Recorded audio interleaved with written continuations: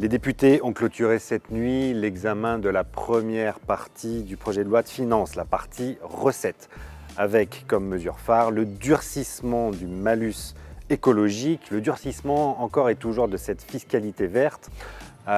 qui provoque de plus en plus de remous au sein de l'opinion publique. Hier, Ségolène Royal a dénoncé un matraquage fiscal, une fiscalité verte punitive sur les consommateurs, quand sur les bancs de l'Assemblée,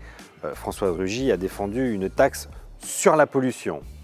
Alors la fiscalité verte, véritable outil pour la transition énergétique, ou bien mesure de rendement budgétaire qui rapporte quelques milliards supplémentaires chaque année, la question se pose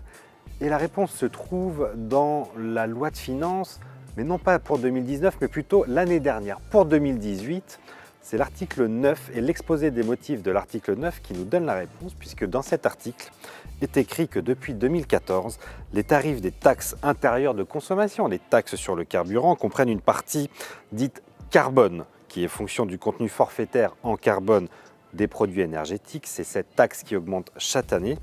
Et il est bien écrit, noir sur blanc, que dans un objectif de rendement budgétaire, le présent article, en l'occurrence l'article 9 du projet de loi de finances pour 2018, tire les conséquences sur les tarifs des taxes intérieures de consommation. C'est donc bien un objectif de rendement budgétaire qui est suivi